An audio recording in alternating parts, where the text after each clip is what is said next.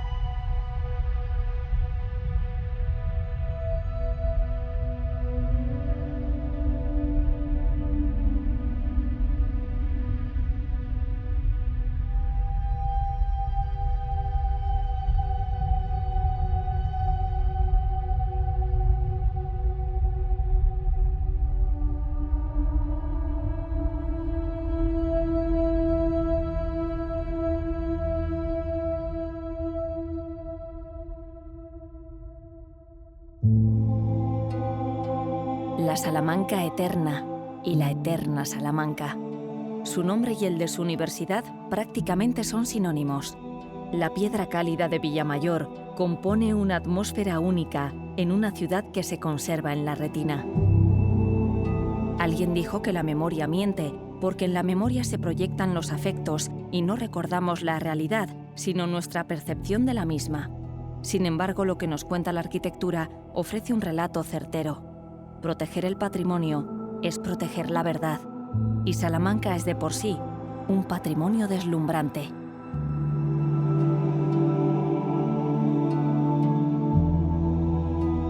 La calle de la Compañía de Salamanca es una de las más bonitas de España. Miguel de Unamuno, que la transitó miles de veces, llegó incluso a decir que era la más bella de Europa. Una cuestión de gustos, pero caminar por esta calle es sin duda algo especial que te transporta a otro tiempo.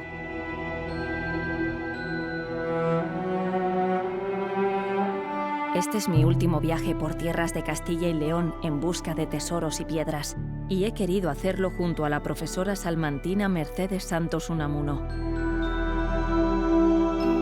La vida social salmantina, por su carácter universitario, está muy ligada a ese otro tipo de escenarios de la cultura que son las cafeterías. Y esa cultura está tan presente que nos encontramos con referencias y referentes en lugares inesperados. La universidad atrae a mucha gente, es decir, no hablamos de ser salmantino, sino de ese carácter universal que hace que en torno a esta universidad se cree una vida cultural pues riquísima hasta nuestros días. Bueno, tiene un momento realmente más importante, sin ninguna duda, que es en torno al siglo XVI. Una vez que América se incorpora a los territorios españoles, ahí el apoyo de los reyes católicos es enorme. Y ahí se crea una riqueza cultural con nombres que te sonarán, te acordarás, pues yo que sé, de Francisco de Vitoria, de Juan de la Encina, Fray Luis de León.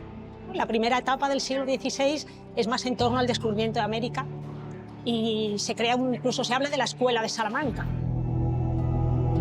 Un edificio puede influir enormemente en la historia de un lugar. Desde que en 1218 Alfonso IX de León creara aquí la universidad, sus paredes han albergado a intelectuales que han proyectado al mundo el debate de las ideas. Los pensadores de la Escuela de Salamanca y su reflexión humanista abrieron paso al concepto de los derechos humanos, que se extendió con carácter universal. Una vez más, el patrimonio como elemento clave para el conocimiento y el progreso. Esto es el centro de nuestra vida, de los salmantinos, nuestro lugar de encuentro, lógicamente, es la plaza, ¿no? Son tantas cosas en esta provincia las que hay que siempre pues, el centro, Salamanca, está en un estado de conservación y además mejorando cada día, que es fabuloso. Pero muchas veces, pues eso, en otras partes de la provincia se va quedando zonas olvidadas. Es una pena que el patrimonio no pueda conservarse de esta manera, ¿no? El final de nuestro camino va a ser muy diferente a esto, porque efectivamente va a ser una joya olvidada y desconocida. Nos vamos a dirigir a la Peña de Francia. Allí nos espera una persona que nos lo va a contar, que es el verdadero experto y que lo domina y que nos lo va a contar con todo el cariño y el conocimiento del mundo, y vas a ver cómo te interesa y te sorprende.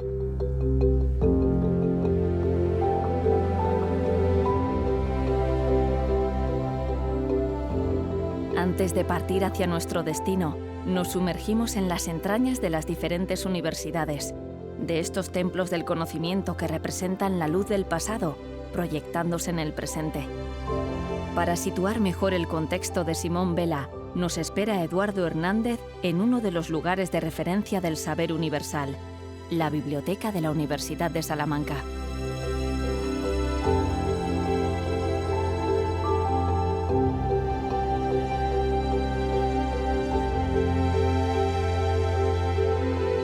Dentro de la colección de libros que tenemos, hemos seleccionado un libro que podría ser interesante para que lo vierais, porque nos habla mucho de la tradición, nos habla mucho de las leyendas y todos esos mitos que normalmente se conocen de forma oral, cómo se ven plasmados en alguno de los impresos. No siempre van a tener que ser impresos, puede ser también manuscrito, pero en este caso es un impreso del siglo XVII y creo que podría ser interesante que lo vierais. El libro que tenemos aparece la tradición de la historia, la leyenda de la aparición de la Virgen de la Peña de Francia. El que escribe la obra es Juan Gil de Godoy, que es el prior de los dominicos de San Esteban, que nos va a contar toda la tradición que tiene que ver con cómo se llega a descubrirse la Virgen, cómo la imagen de la Virgen y todos los mitos creados y todas las tradiciones y todos los milagros en torno a esa figura. Por ejemplo, una de las cosas que vamos a tener es en el capítulo segundo, como dice, viene Simón Vela en conocimiento del sitio de la Peña de Francia y por qué dicha peña se llama de Francia. Entonces no solo se queda eso, sino que tiene un valor documental. Tiene que ver sobre todo con el patrimonio. El patrimonio es fundamental el que tengamos lugares como el donde nos encontramos, en el que se proteja y se valore ese patrimonio, porque es la única forma de que para sucesivas generaciones pueda llegar a mucha más gente todos estos libros y todos estos conocimientos que se tienen desde la antigüedad, ¿no?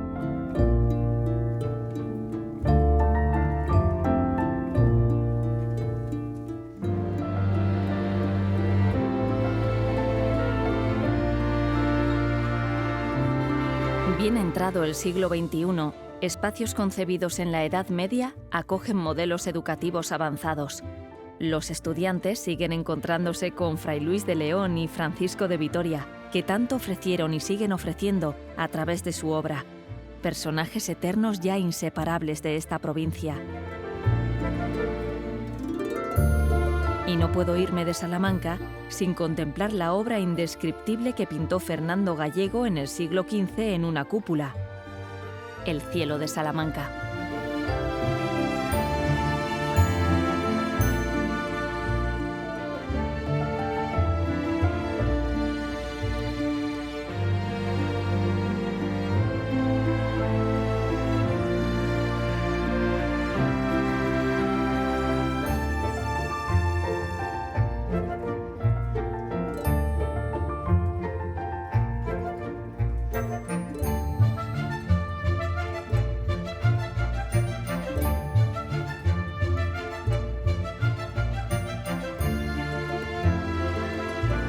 Para despedirnos de la ciudad, Mercedes me ofrece el privilegio de hacerlo con otra mirada, subiendo la escala Coeli, la escalera al cielo de la Torre de la Clerecía.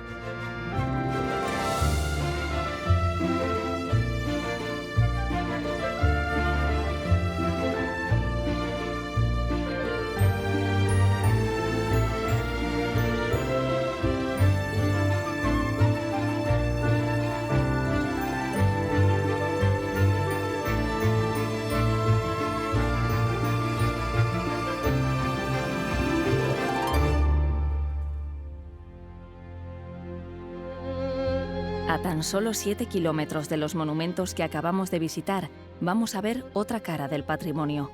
Y lo llamativo es que el protagonista del lugar es uno de los personajes más ilustres de la historia de Salamanca.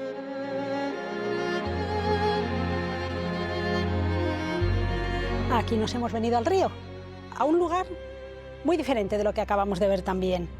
Un lugar que forma parte del patrimonio olvidado, de la lista roja de patrimonio. En este caso, además, es un bien que está relacionado con una figura que hemos visto esta mañana, la estatua magnífica enfrente de la universidad, de Fray Luis de León. Fray Luis de León venía a este sitio precisamente a descansar, a relajarse, a huir del mundanal ruido. Y aquí escribió su oda a la vida retirada.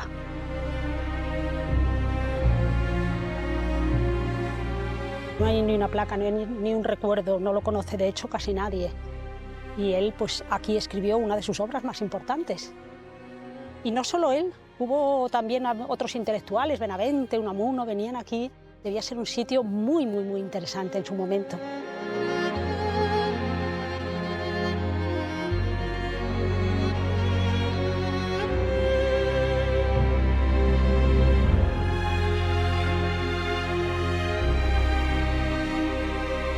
Y sorprendente el estado en el que se encuentra, ¿verdad? Qué pena. Y que sea un sitio tan desconocido que realmente en Salamanca yo creo que no lo conoce mucha gente. Y que no tenga ni una placa ni un recuerdo.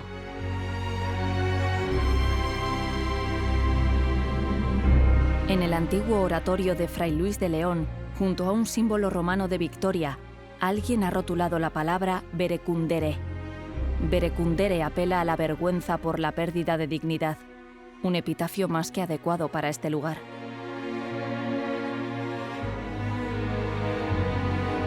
Hay enclaves patrimoniales que no tienen valor constructivo, artístico o arquitectónico. Su valor principal reside en lo simbólico, pero además nos permiten conocer el modo de vida y algunos rasgos íntimos de personas que anduvieron por esta tierra antes que nosotros. Dignificar este tipo de bienes es honrar a quienes nos precedieron, como a un Fray Luis de León que escribía justo en este lugar. Vivir quiero conmigo, gozar quiero del bien que debo al cielo, a solas, sin testigo, libre de amor, de celo, de odio, de esperanzas, de recelo.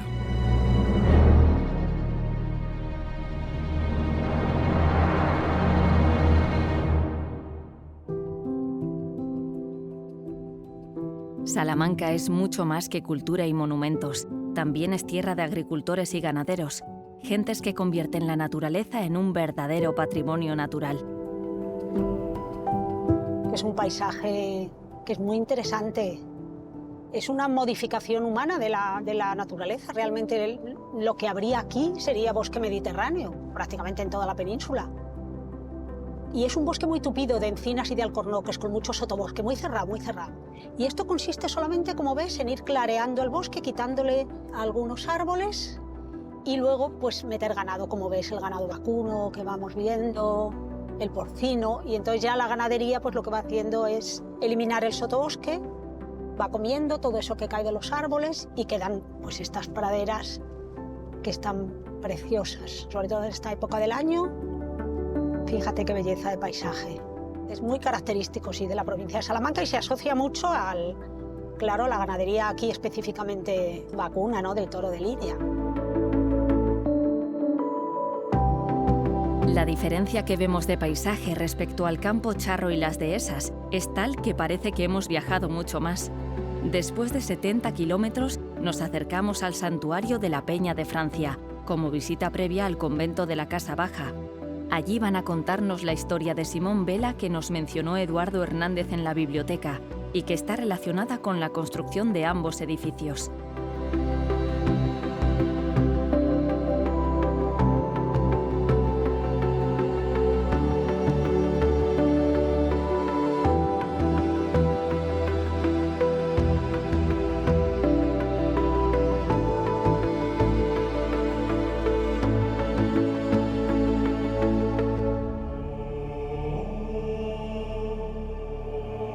Pues mira, este es el lugar que vincula tanto la Casa Baja en el Maillo como toda la historia de la Peña de Francia.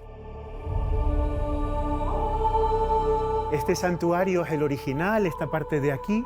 Fue construido en 1434, a partir de 1437 llegan los dominicos y desde entonces hemos sido pues, los guardianes, los encargados de cuidar tanto del santuario como de todo el entorno de la Peña de Francia. Simón Vela es un peregrino francés que nace a finales del siglo XIV, 1384, y la Virgen de la Peña se le aparece en sueños y le dice que la vaya a buscar, que está oculta en la Peña de Francia. La imagen, desde tiempos de la conquista de los musulmanes, estuvo escondida en la roca. Y Simón Vela estuvo durante muchos años recorriendo todo Francia hasta que llegó a Salamanca y encontró la imagen escondida en la Capilla de la Blanca, lo que es la Capilla de la Blanca. Simón Vela era pues, un peregrino que decidió vender todo lo que tenía, dárselo a los pobres y dedicarse al servicio de los demás.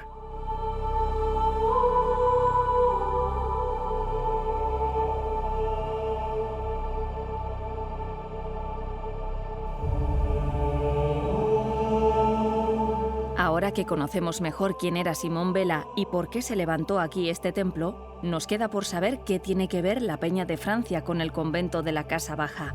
Para hablarnos de ello y explicarnos el lugar, nos espera allí uno de sus propietarios, Manuel Sánchez y Sánchez Merchán.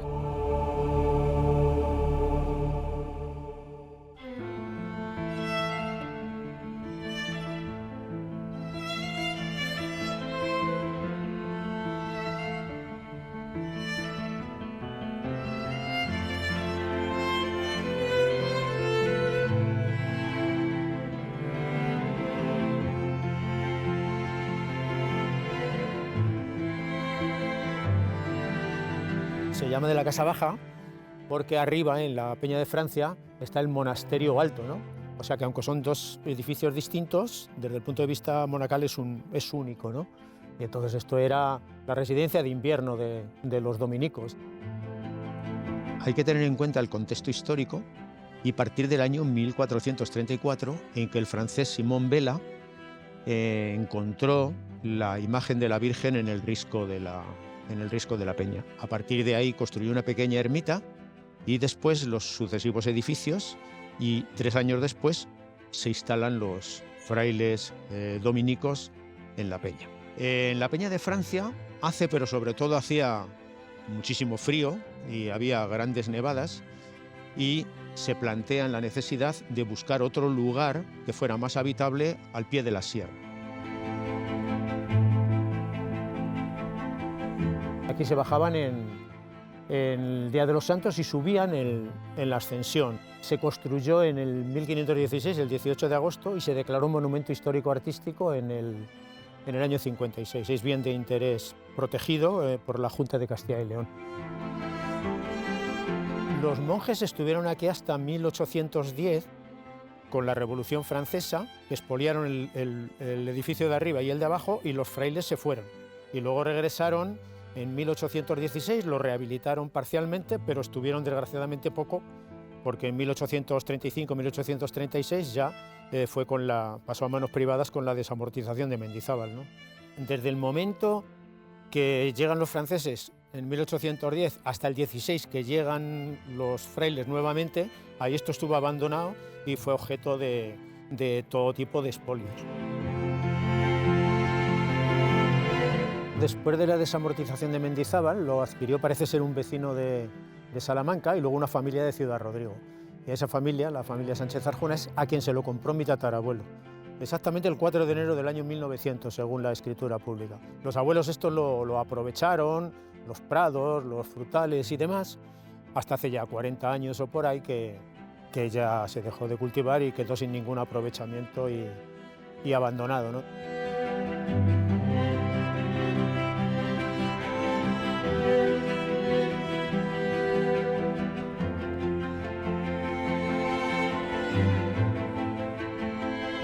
Este convento fue uno de los conventos más importantes desde el principio, que es iniciando el reinado de Carlos V, de Carlos V.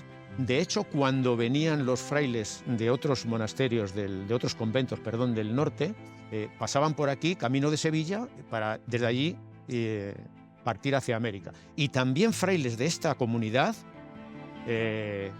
viajaron no solo a América, sino también a Filipinas. No hay que olvidar que los dominicos son una orden mendicante, es la orden de los predicadores, y por tanto por toda la zona predicaban, hacían confesión en los distintos pueblos, ayudaban a los pobres, etcétera, ¿no? Eran, por tanto, funciones de asistencia y de evangelización. Todo eso es lo que determina la importancia de la Casa Baja, su extensión, la integración perfecta que tiene con estos árboles que lo rodean de robles, la armonización con la propia naturaleza, la sencillez de la propia construcción. Es una arquitectura muy, muy modesta, pero a la vez es muy, muy elegante, muy espiritual, ¿no? Y sobre todo eso, la magia que tiene el propio edificio, ¿no? Esa espiritualidad que se palpa, ¿no?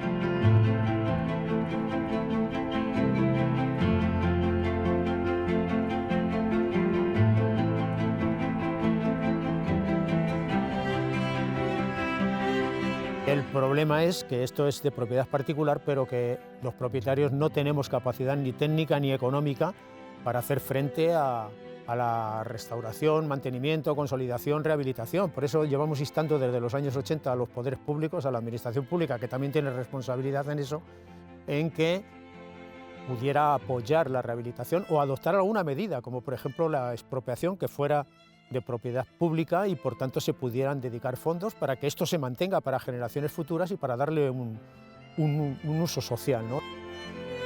Como estáis viendo, esto ofrecería múltiples posibilidades, con lo que supondría no solo para el pueblo, sino para toda la comarca.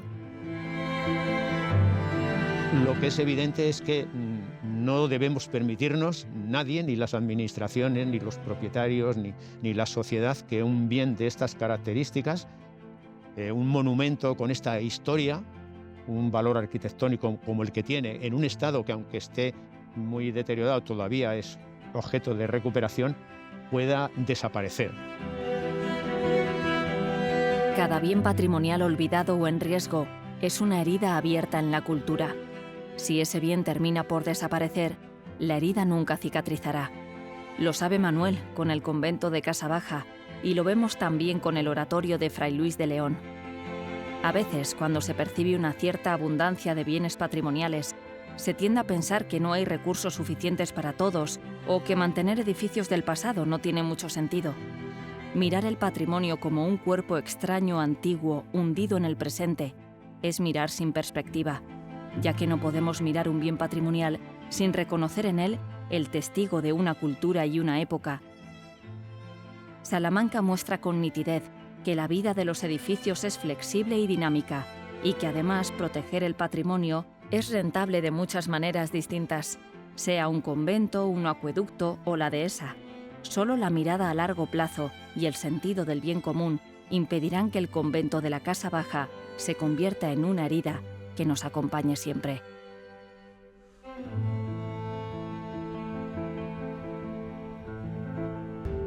Si echas el surco derecho, si echas el surco derecho ya a mi ventana,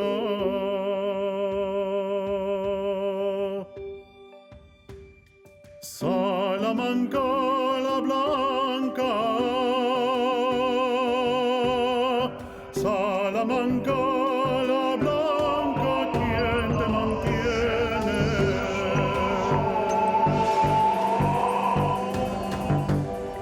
Cuatro carboneritos que van y vienen.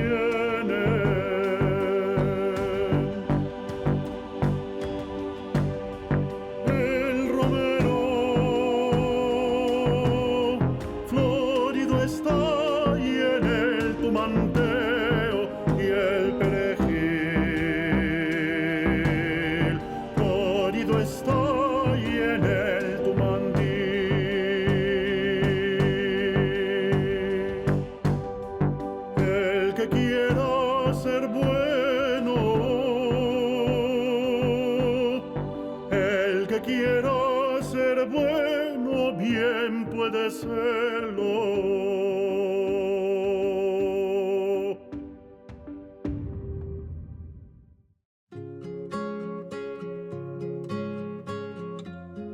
Y termina aquí este viaje entre tesoros y piedras de Castilla y León.